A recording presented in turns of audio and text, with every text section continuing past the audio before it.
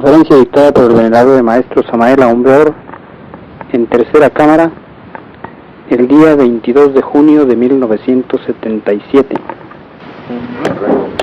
A nuestra cátedra de Salud. Podríamos denominar esta cátedra intuición. Ante todo, hemos de empezar por la base, el hombre. ¿De dónde venimos? ¿Para dónde vamos? ¿Cuál es el objeto de nuestra existencia? ¿Para qué existimos? ¿Por qué existimos? He ahí una serie de interrogantes que debemos aclarar y resolver. Nace un niño y de hecho recibe el cuerpo físico en forma gratuita, es obvio.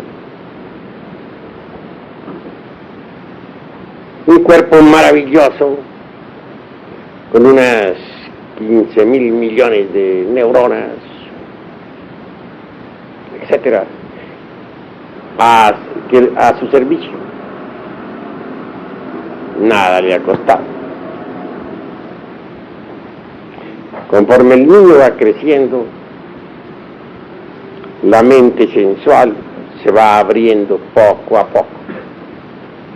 Y esta última en sí misma y por sí misma se informa mediante las percepciones sensoriales externas. Y es precisamente con los datos aportados por tales percepciones como la mente sensual elabora siempre sus conceptos de contenido, motivo por el cual ella jamás puede saber algo sobre lo real. Sus procesos razonativos son subjetivos, se mueven dentro de un círculo vicioso, el de las percepciones sensoriales externas. Eso es obvio. Ahora comprenderán ustedes un poco mejor lo que es la razón subjetiva en sí misma. Más allá de hacerse una plena diferenciación entre razón subjetiva y razón objetiva.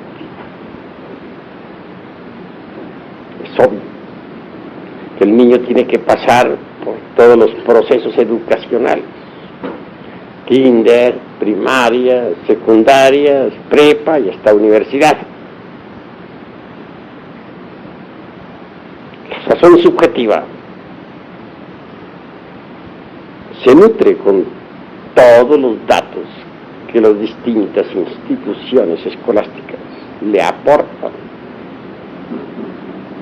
Es en verdad que ningún instituto docente podría dar al niño o al joven o al adolescente datos exactos sobre eso que no es del tiempo, sobre eso que es lo real.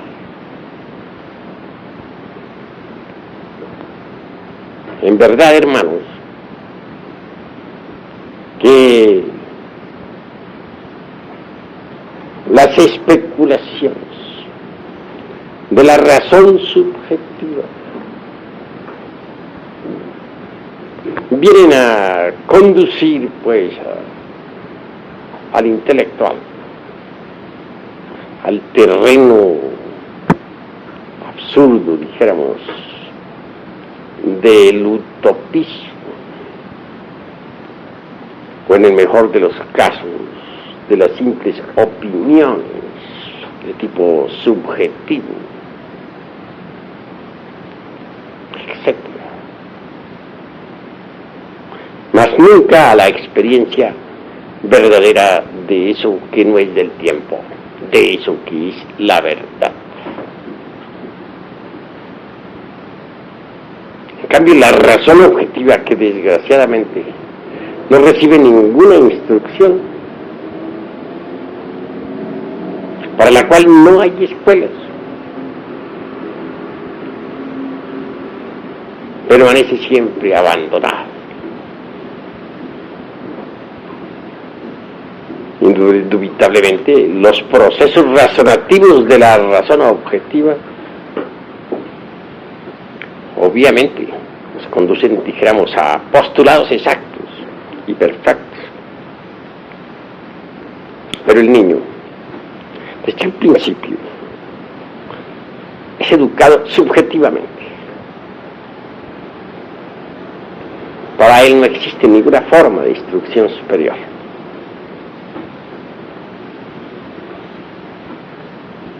Los datos de los sentidos aportan a la mente subjetiva del adolescente, a la mente sensual, dijéramos. Todas las cuestiones escolásticas, de familia, etcétera, que son meramente empíricas y subjetivas. Y eso es lo lamentable. En principio el niño no ha perdido todavía la capacidad de asombro. Obviamente se asombra ante cualquier fenómeno. Un hermoso juguete despierta en él ese asombro. Se divierten los niños con sus juguetes. Más conforme va creciendo, conforme su mente sensual va recibiendo datos de la escuela, del colegio, la capacidad de asombro va desapareciendo. Y al fin llega el instante en que el niño se convierte en joven, y el joven ya ha perdido por completo esa capacidad.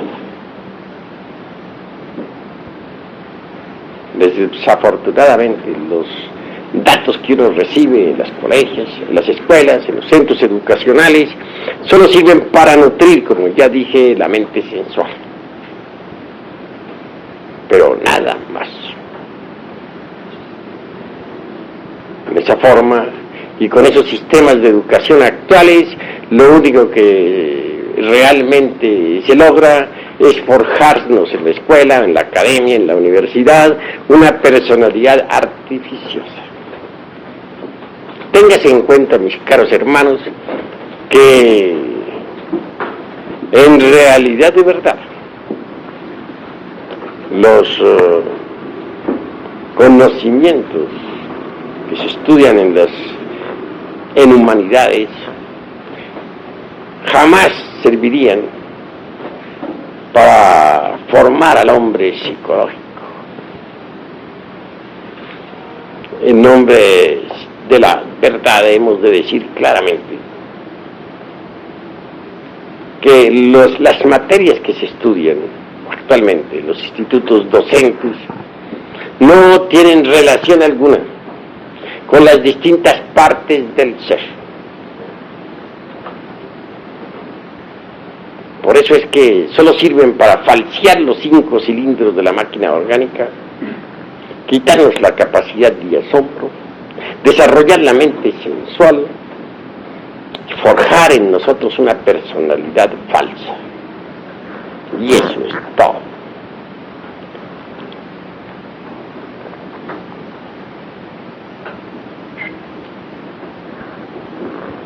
Así pues, que se entienda claramente que la mente sensual en forma alguna podría producir en nosotros una transformación radical. Es conveniente entender que la mente sensual,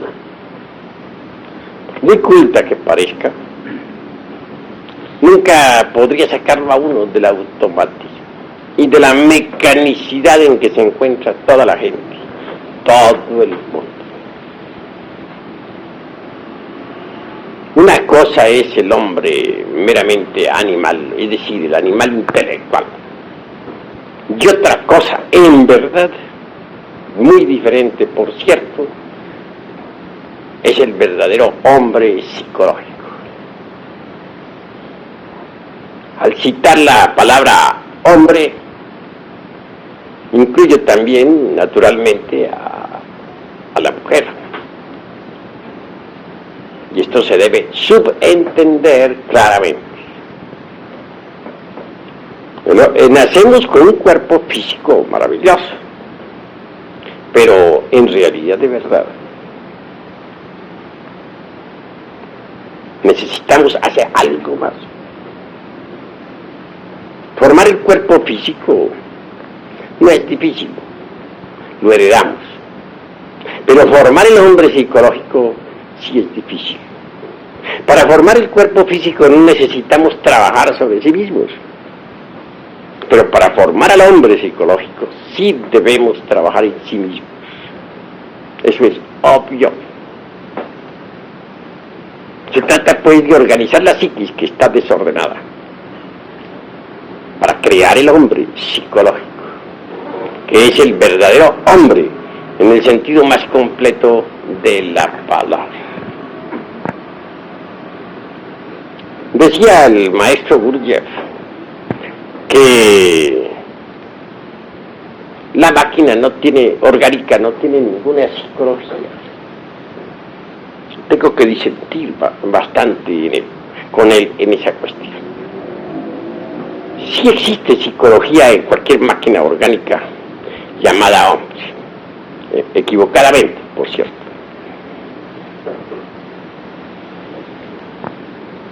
Lo que sucede es que está desorganizada.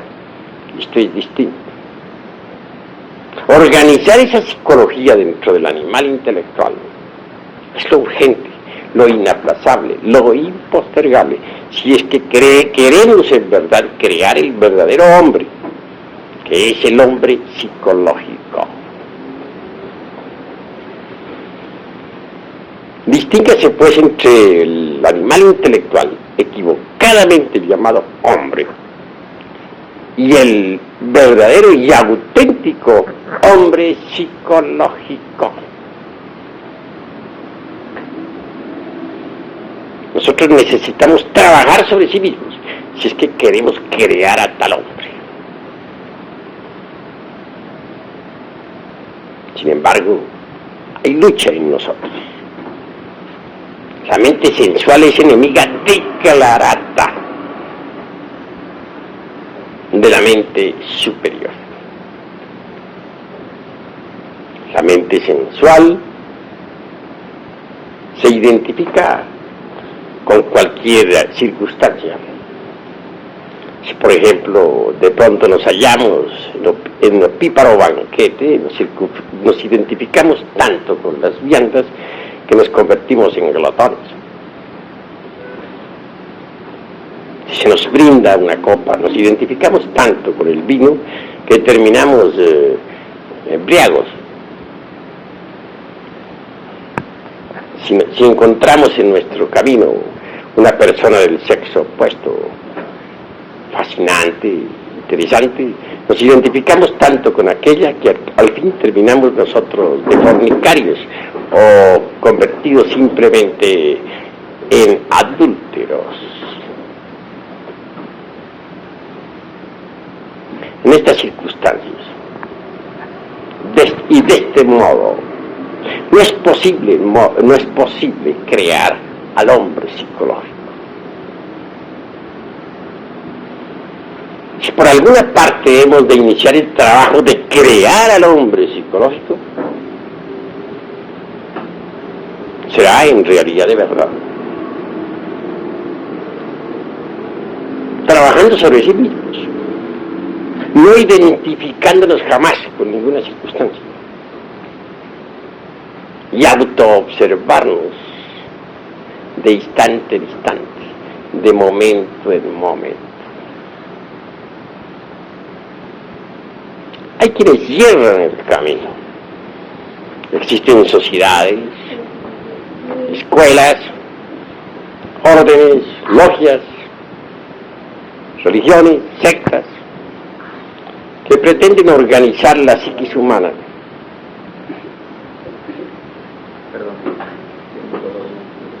¿Cómo? Es muy normal, natural. Pretenden organizar la psiquis humana mediante ciertas máximas que llamaríamos de oro. comunidades que pretenden, mediante tal o cual máxima, comportarse en todas las circunstancias de la vida, a fin de conseguir algo que ellos llamarían purificación, santidad, etcétera. Todo esto es urgente analizarlo. Es obvio que una máxima, cualquiera, de tipo ético, religiosa, nunca podría servir de patrón para los distintos aconteceres de la vida. Una máxima, aún estructurada, con la lógica superior de un Ouspensky, por ejemplo, en verdad que jamás podría crear un nuevo cosmos, ni una nueva naturaleza. Supeditarnos estrictamente a una máxima con el propósito de organizar nuestra psiquis sería absurdo. Esto significaría convertirnos en esclavos, obviamente.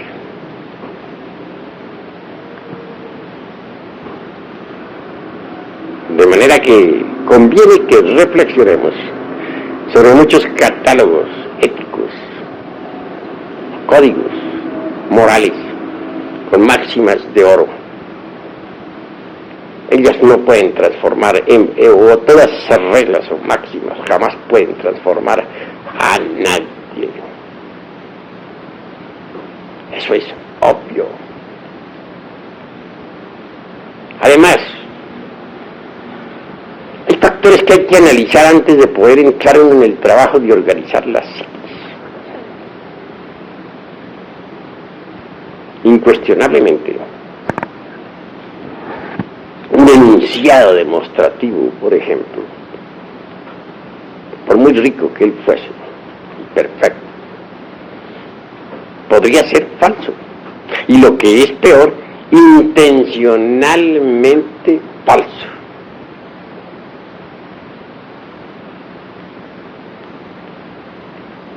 Así que, al intentar nosotros una transformación de sí mismos, tenemos que volvernos un poco más individuales. No quiero decir egoístas. Subentiendas esto como aprender a pensar mejor y en una forma más independiente y perfecta. Que muchas sentencias sagradas, máximas de oro, como ya dije, aforismos que todo el mundo considera perfectos, realmente no podrían servir de patrón de medida para conseguir una transformación auténtica y una organización de la psiquis dentro de nosotros.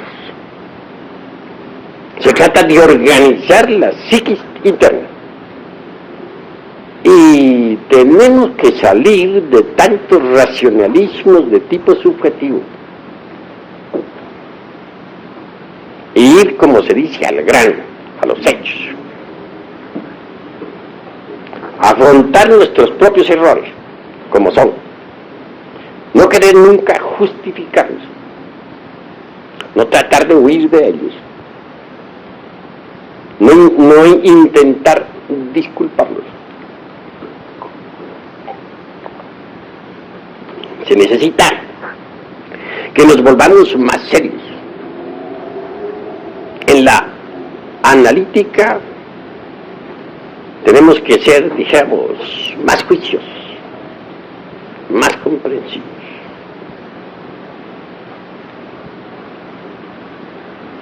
Si en verdad no buscamos escapatorios, entonces sí, podemos trabajar sobre sí mismos para conseguir la organización del hombre psicológico y dejar de ser meros animales intelectuales como hasta ahora somos.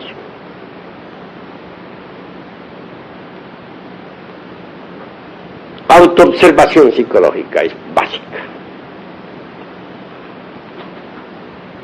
Se necesita en verdad autoobservarnos de instante en instante, de segundo en segundo.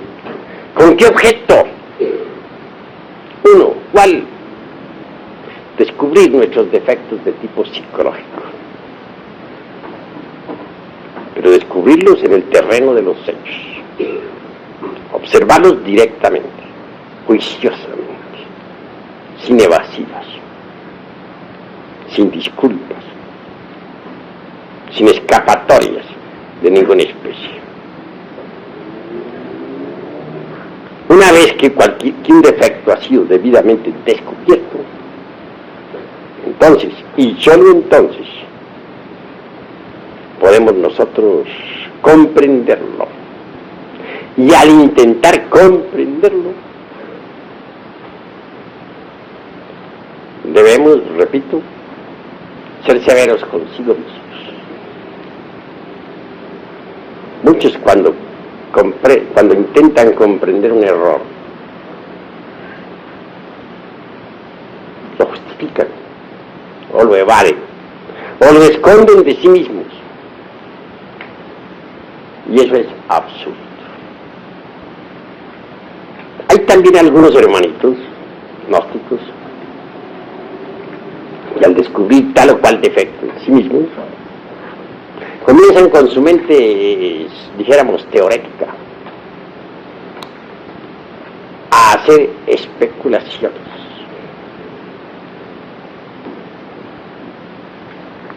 Y eso es gravísimo, porque como ya dije, y lo repito hasta ahora, en este momento, las especulaciones de la mente meramente subjetiva van a desembocar forzosamente en el terreno del utopismo. Eso es claro. Sí, pues, si se quiere entender un error, las especulaciones meramente subjetivas deben ser eliminadas. Para que sean eliminadas se necesita haber observado el error directamente. Solo así, mediante una correcta observación, es posible corregir la tendencia a la especulación.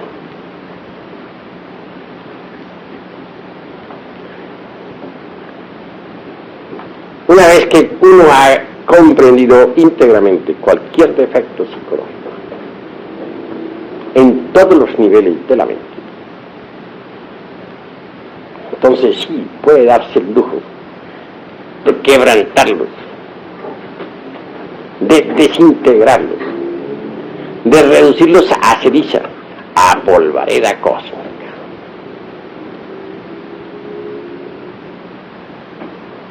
Sin embargo, no debemos olvidar nunca que la mente por sí misma no puede alterar radicalmente ningún defecto. Nunca. La mente por sí misma puede rotular cualquier defecto con distintos nombres. Puede pasarlo de un nivel a otro, esconderlo de sí misma, esconderlo de los demás, pero nunca desintegrarlo. Muchas veces les he hablado aquí, les he dicho que necesitamos de un poder que sea superior a la mente, de un poder que en verdad pueda reducir a cenizas a cualquier defecto de tipo psicológico. Afortunadamente ese poder existe en el fondo de nuestra psiquis. Me refiero claramente a Stella Maris, la Virgen del Mar. Es una variante de nuestro propio ser, pero derivada o derivado. Si nosotros nos concentramos en esa fuerza variante que existe en nuestra psiquis, que algunos pueblos la denominaron Isis y otros Tonantzin y aquellos Diana, etc., seremos asistidos. Entonces, el defecto en cuestión puede ser reducido a polvareda cósmica.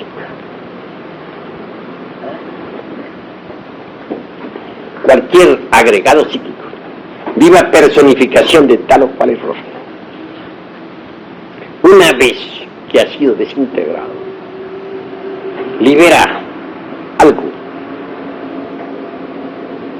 Eso se llama esencia. Es claro que dentro de cualquiera de esas botellas, conocidas como agregados psíquicos, existe esencia o conciencia anímica enfrascada. O sea, al quebrantarse este o aquel error, el porcentaje de esencia allí depositado o embotellado es liberado. Cada vez que un porcentaje de esencia búdica es liberada, aumenta de hecho y por derecho propio el porcentaje de conciencia. Y así, conforme nosotros vamos quebrantando los agregados psíquicos, el porcentaje de conciencia despierta se irá multiplicando. Y cuando la totalidad de los agregados psíquicos sea reducida a cenizas, la conciencia habrá despertado también en su totalidad. Si tan solo hemos quebrantado un 50% de elementos psíquicos inhumanos, indeseables, poseeremos obviamente un 50% de conciencia objetiva, despierta. Mas si nosotros conseguimos quebrantar el 100% de los agregados psíquicos indeseables, lograremos de hecho y por derecho propio un 100% de conciencia objetiva.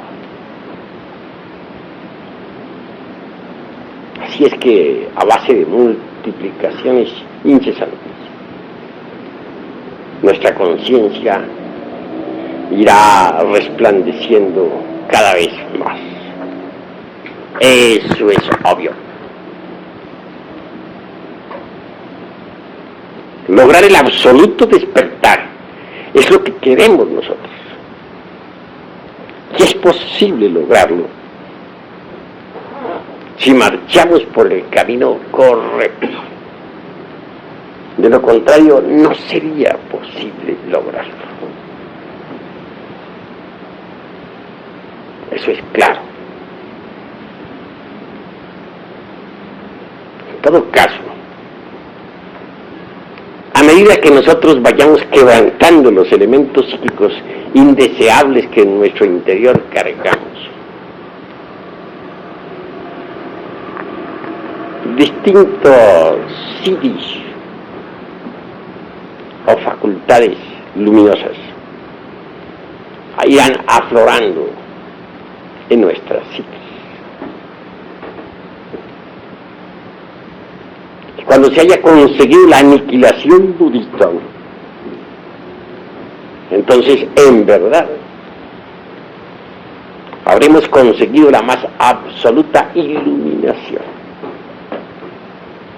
Esta palabra aniquilación budista molesta mucho a determinadas organizaciones de tipo pseudo-esoterista y pseudo-ocultista.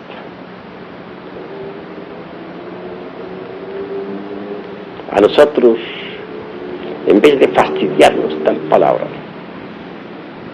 nos agrada realmente. Conseguir el 100% de conciencia es algo anhelable. Son muchos los que quisieran tener la iluminación. Son muchos los que se sienten amargados, los que padecen entre las tinieblas, los que sufren por las distintas circunstancias amargas de la vida. La iluminación es algo muy anhelable, pero la iluminación tiene una razón de ser. La iluminación, la razón de ser de la iluminación es el Dharmadhatu. Esta palabra de tipo sánscrito sonará un poco extraña a los oídos de los aquí presentes. Dharmadhatu viene de su raíz dharma, elementos psíquicos indeseables que en nuestro interior cargamos. Sin embargo, no por ello lograría la iluminación radical.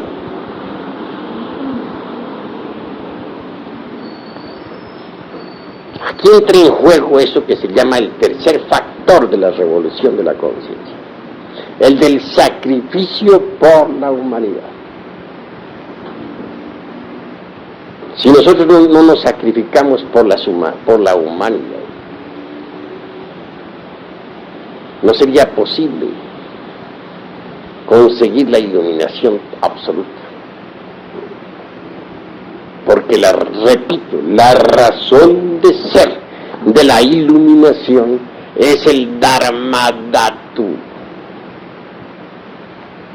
Es obvio que si desintegramos el ego, se nos paga. Es cierto y de toda verdad que si creamos los cuerpos existenciales superiores del ser, se nos paga. No podemos negar que si nosotros nos sacrificamos por nuestros semejantes, se nos paga. Todo eso es indubitable. Para conseguir la iluminación absoluta, se necesita trabajar con los tres factores de la revolución de la conciencia. Nacer, es decir, crear los vehículos existenciales superiores del ser. Morir, desintegrar el ego en su totalidad. Sacrificio por la humanidad. He ahí los tres factores de la revolución de la conciencia. Pero como les decía a ustedes, tenemos que saber trabajar sobre sí mismos. Eso es obvio. Necesitamos organizar al hombre psicológico dentro de sí mismo. Primero que todo, antes de conseguir nosotros la iluminación absoluta, el hombre psicológico debe nacer en nosotros. Y nace en nosotros cuando se organiza la psiquis. Hay que organizar la psiquis dentro de sí mismos, aquí y ahora. Si nosotros trabajamos correctamente y organizamos la psiquis, por ejemplo, si no malgastamos las energías del centro emocional, si no malgastamos las energías de la mente o del cerebro motor, instintivo, sexual, es obvio que con tal reserva creamos o venimos a crear, a dar forma al segundo cuerpo psicológico en nosotros, un cuerpo para las emociones. Denominémoslo el dolor. Es indubitable que si nosotros nos libertamos de la mente sensual, conseguiremos en realidad de verdad ahorrar energías intelectuales, con las cuales podríamos nutrir al tercer cuerpo psicológico, a la mente individual. Y al pronunciarme contra la mente sensual, quiero que entiendan los hermanos claramente que no dejo de reconocer la utilidad de la mente sensual y que necesitamos vivir en perfecto equilibrio, saber manejar la mente superior y saber usar la mente sensual. Porque si uno no sabe usar la mente sensual, se olvida de que tiene que pagar la renta, se olvida de que debe comer para existir, se olvida de que tiene que vestirse, anda por la calle en el más completo desaliño, no cumple uno con sus deberes en la vida. Entonces la mente sensual es necesaria, pero hay que saberla manejar inteligentemente, con equilibrio. Es decir, la mente superior y la mente sensual deben equilibrarse en la vida. Eso es obvio. Hay gentes que se preocupan únicamente por la mente superior. Ejemplos, determinados eremitas que viven en cavernas en los Himalayas y olvidan que tienen una mente sensual. Desecharla simplemente así porque sí es absurdo. Se necesita que la mente sensual funcione en forma equilibrada para cumplir con sus deberes en la vida. La pugna entre la mente superior y la sensual es espantosa. Recordemos nosotros al Cristo cuando estuvo en su ayuno en el desierto. Se le presenta un demonio y le dice: todos estos reinos del mundo te los entregaré si te arrodillas y me adoras. Es decir, la mente sensual tentándolo. Y responde la mente superior diciendo: Satán, Satán, escrito está, al Señor tu Dios adorarás y a Él solo obedecerás. No se dejó Jesús dominar por la mente sensual. Pero esto no quiere decir que no sea útil, tal vez. Lo que sucede es que hay que tenerla bajo control y que debe marchar en perfecto equilibrio con la mente superior. Al tratar de organizar al hombre psicológico, obviamente sucederá una pugna espantosa entre las dos mentes, la superior o psicológica y la sensual. La mente sensual no quiere nada que se relacione con la mente superior. La mente sensual goza cuando se identifica con una escena de lujuria, o cuando se identifica con un acontecimiento doloroso en la calle, o cuando se identifica con una copa de vino, etc. La mente psicológica se opone violentamente. Voy a ilustrar esto con un ejemplo. Iba de pronto en un carro. Alguien conducía el automóvil. Marchamos por el carril izquierdo de una calle. Por el carril derecho, una dama conducía otro carruaje.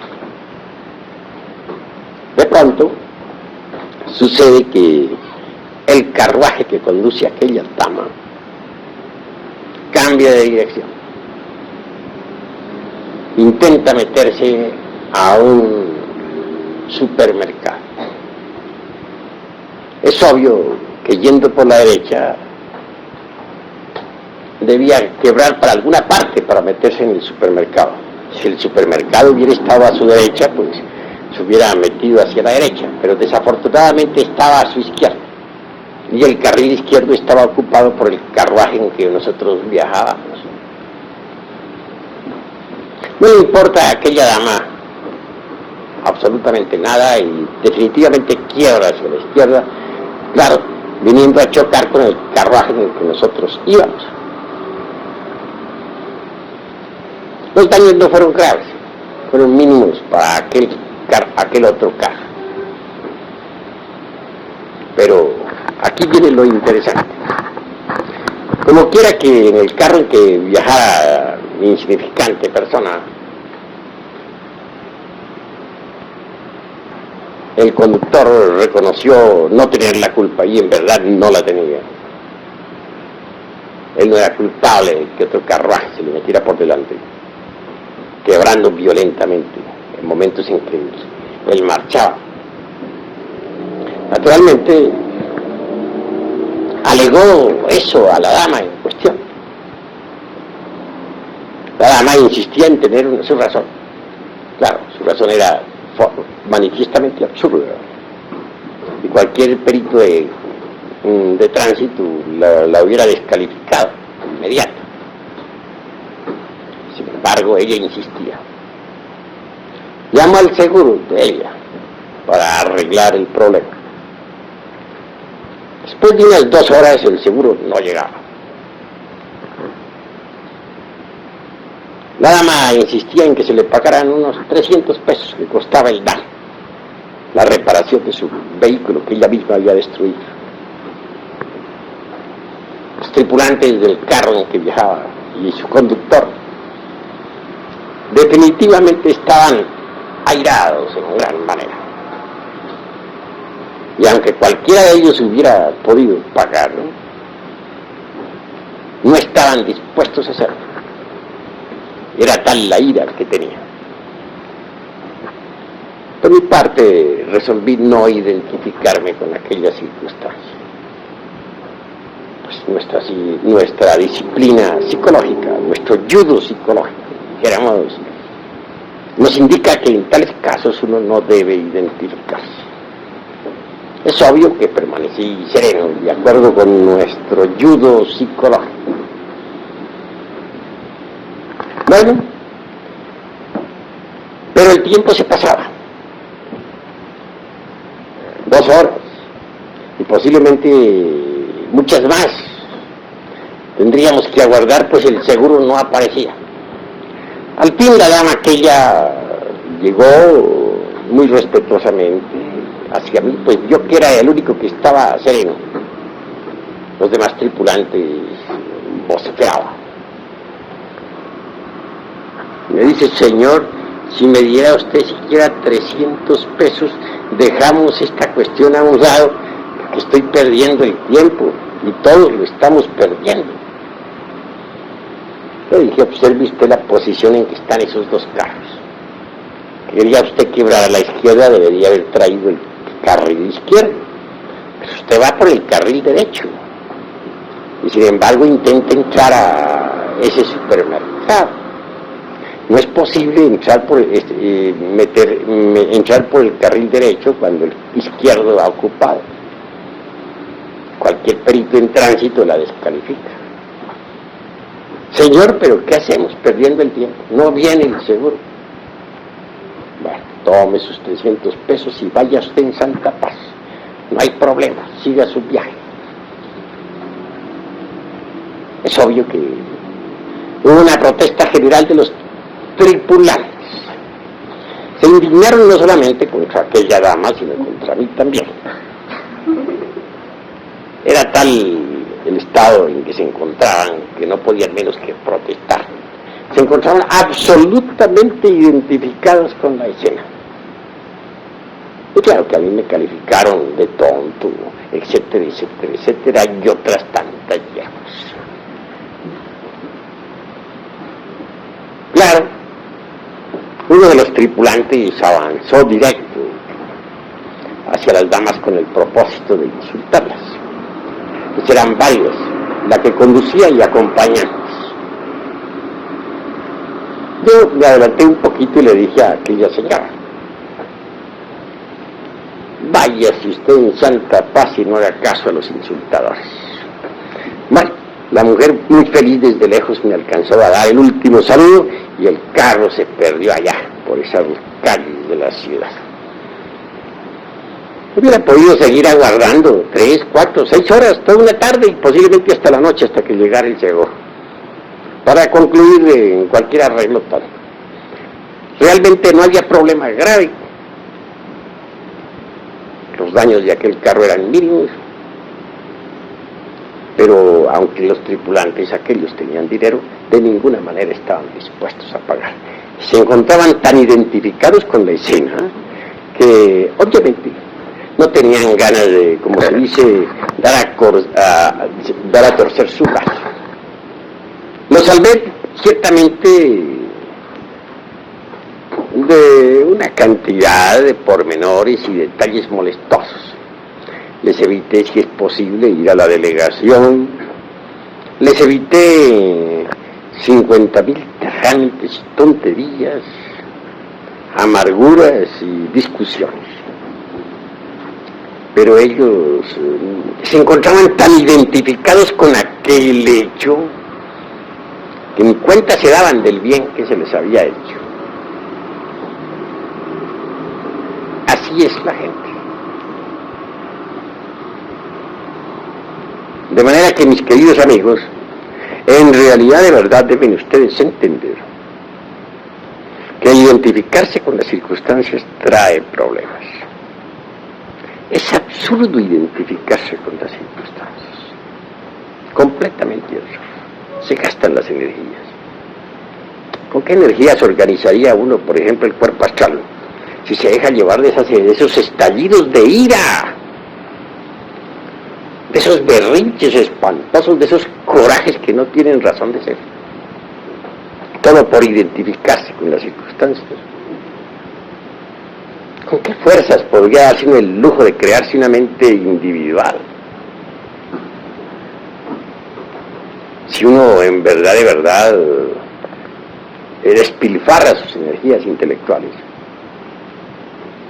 las malgasta en tonterías de hechos similares a los que he contado. La creación del segundo cuerpo nos invita a ahorrar energías emocionales, y la creación de un tercer cuerpo, llamaríamos lo intelectual o mente individual, nos hace comprender la necesidad de ahorrar un poco nuestra energía mental. Ahora bien, si nosotros no aprendemos en verdad a dejar las antipatías mecánicas, si nosotros estamos siempre llenos de mala voluntad hacia nuestros semejantes, ¿con qué energías crearíamos entonces el cuerpo de la voluntad consciente, es decir, el cuarto cuerpo psicológico?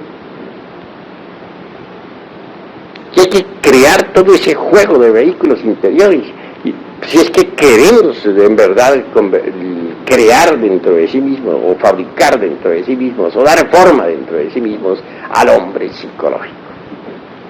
Bien sabemos que alguien que posea el cuerpo físico, y un segundo cuerpo de tipo emocional, psicológico, y un tercer cuerpo de tipo mental, individual, y un cuarto cuerpo de tipo volitivo, consciente, puede darse el lujo de recibir esos principios anímicos para convertirse en hombre.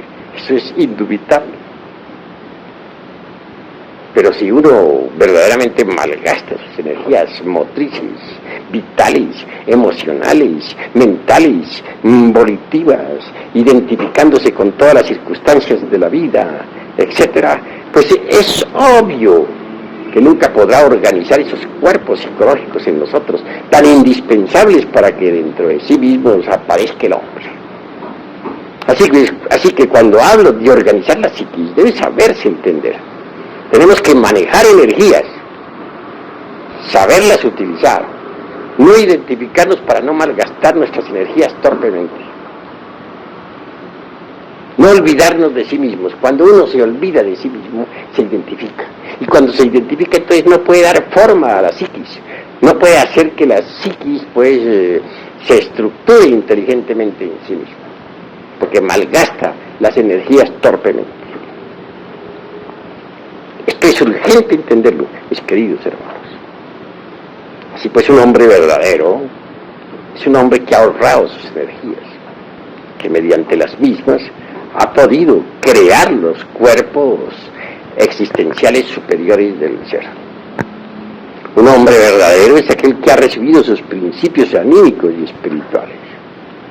Un hombre perfecto es aquel que ha desintegrado, dijéramos, todos los elementos psíquicos inhumanos, que en vez de tales elementos indeseables ha dado forma al hombre interior.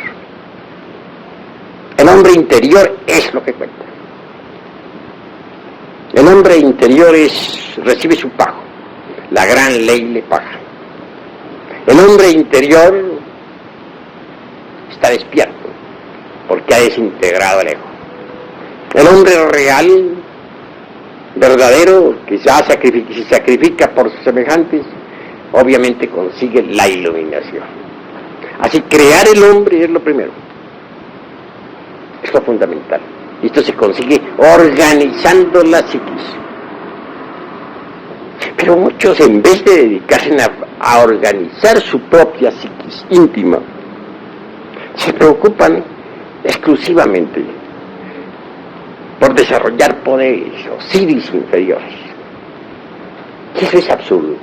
¿Con qué vamos a empezar nosotros? ¿A organizar la psiquis o a desarrollar poderes inferiores? ¿Qué es lo que queremos? Tenemos que ser juiciosos nosotros en el análisis, juiciosos en nuestros anhelos. Si es poder lo que estamos buscando, perdemos el tiempo miserablemente. Creo que lo fundamental es que organicemos nuestra psiquis interior. Eso es lo básico. Si ustedes lo entienden a sí mismos y trabajan en sí mismos, conseguirán darle forma a la psiquis. Entonces el hombre real, el hombre verdadero, habrá nacido en ustedes. Entiendan esto.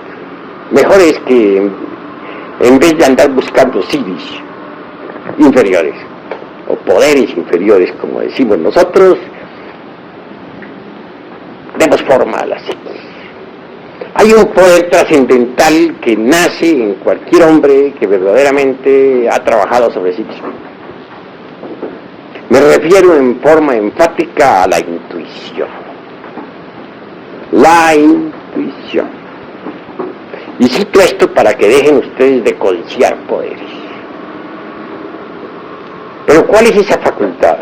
Se nos ha dicho que está relacionada con la glándula pinealis. No lo niego, pero lo interesante es explicar cuáles son sus funciones.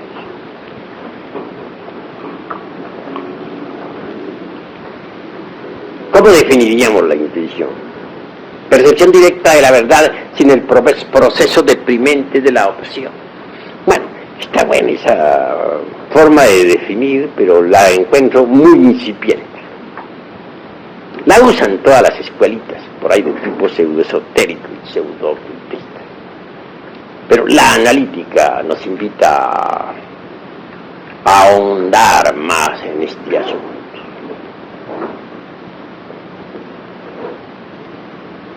¿Qué es la intuición? Es una facultad de interpenetración. Posiblemente Hegel, en su dialéctica, trate de definirla con aquello de los concretos universales. Pero me parece mejor definirla con la filosofía china de la raza amarilla,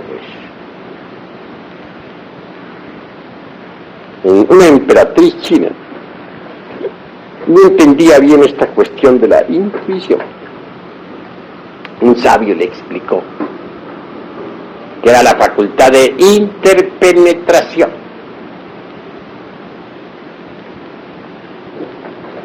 Está correcta esa definición, pero ya no la entendía. Entonces el sabio trajo una veladora encendida y la colocó en el centro de un recinto.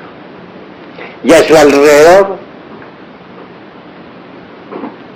colocó también 10 espejos. Entonces es claro que la lumbre de aquella veladora se reflejaba en un espejo. Y ese espejo la proyectaba a otro espejo, y el otro espejo la proyectaba al otro, y el otro al otro, y así totaron que los 10 espejos mutuamente se proyectaban la luz uno a otro. Se formó un juego de luces maravilloso, un juego con interpenetración. La emperatriz entendió. He ahí la facultad de la intuición. Si alguien ha logrado la aniquilación budista, si alguien ha conseguido fabricar los cuerpos existenciales superiores del ser, si verdaderamente es un hombre de verdad, en el sentido más trascendental de la palabra, entonces la facultad de interpenetración será en él un hecho. Téngase en cuenta que uno está contenido en el cosmos. Mejor dicho, uno es una parte de un todo. Dentro del microcosmos, hombre, hay mucho, existe mucho, y sin embargo la totalidad de uno no es sino una parte del todo. Ya sabemos que, por ejemplo, dentro del ayocosmos, o sea, el infinito, está contenido el macrocosmos. Dentro del macrocosmos, que es la Vía Láctea, está contenido, ¿qué es? El deuterocosmos, sistema solar. Dentro del deuterocosmos está contenido el sol cósmico. Y dentro de este está contenido pues el cosmos tierra, el mesocosmos. A su vez, dentro del mesocosmos está contenido el microcosmos hombre, y dentro del microcosmos hombre está contenido pues la vida de lo infinitamente pequeño, el triptocosmos. Como dentro de un cosmos hay otro cosmos, y dentro de ese cosmos hay otro. Y por todo hay 7 cosmos, unos contenidos en otros. De manera que dentro de nosotros hay un cosmos inferior. Eso es claro, el triptocosmos. Y un cosmos superior. Es claro, el mesocosmos. Es decir, nosotros estamos entre un cosmos superior y un cosmos inferior. Estamos también muy relacionados. Que nuestros padres, pues nos dieron origen. A su vez de nosotros devienen los hijos, los nietos. Todos estamos interpenetrándonos mutuamente. Así la interpenetración es una ley perfectamente definida por la dialéctica de Hegel, con sus famosos conceptos que ya he dado forma, que ya he explicado. Indubitablemente, mis queridos amigos, la existencia de un mundo cualquiera, su nacimiento, su desarrollo y muerte, queda reflejándose también dentro del hombre verdadero, que ha logrado la aniquilación budista. Entonces, puede decir, bueno, conozco la historia de ese planeta.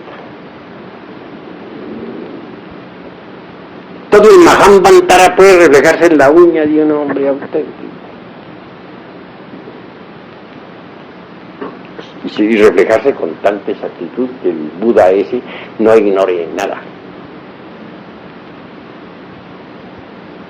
Todo lo que pueda suceder a una nación puede reflejarse en la psiquis de un hombre que ha pasado por la aniquilación budista, y reflejarse con tanta precisión, con tanto detalle, que claro, no llegue a ignorar ni el más insignificante acontecer. Así pues, deduzcan ustedes, o infieran de lo que he dicho, lo que es la intuición, la facultad de interpenetración. Si conseguimos que toda la historia de esta galaxia se refleje en nosotros, ¿ignoraríamos algo, por ejemplo, en relación con la galaxia? Pues claro que no. La galaxia con todos sus procesos puede reflejarse en nuestra psiquis, con tanta naturalidad, mis queridos hermanos, como la veladora aquella del ejemplo que he puesto, que se reflejaba en los espejos, en los 10 espejos que sirvieron para ilustrar a la emperatriz. Si todas las criaturas pueden reflejarse en la psiquis de un Buda de contemplación, porque este ya no tiene agregados psíquicos inhumanos que desintegrar, entonces este de hecho consigue mediante la intuición eso que podríamos definir como omnisciencia.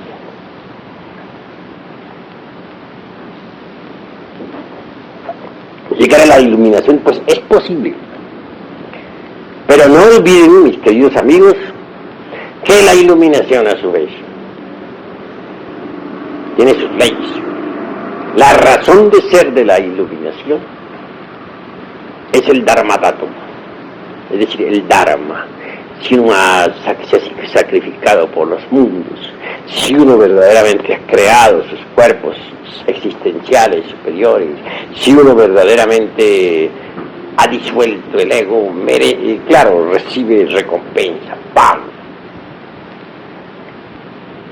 Porque solamente en la región del Dharmadatum es posible la iluminación interior profunda. Así pues, como quiera que lo vital es que un día lleguen ustedes a la iluminación, deben empezar desde ahora mismo por organizar su psiquis. Eso es obvio. Necesitamos que a través de nuestros trabajos y mediante la iluminación, un día podamos nosotros dar el gran salto para caer en el vacío iluminador. Distínguase entre la mecánica de la relatividad y el vacío iluminador. Lo importante para nosotros es escaparnos de este mundo de la relatividad, de este mundo de causas y efectos, de este mundo donde reina el dolor. Y solamente es posible conseguir uno dar el gran salto para caer en el vacío iluminador si desintegra el ego, si lo reduce a cenizas, si lo convierte en polvareda cósmica, si organiza su psiquis, si le da forma a su psiquis. Solo así puede lograrlo. El vacío iluminador es la máxima aspiración de nosotros. Es la gran realidad, la vida libre en su movimiento, más allá del cuerpo, de los afectos y de la mente. Incuestionablemente el vacío iluminador es lo supremo,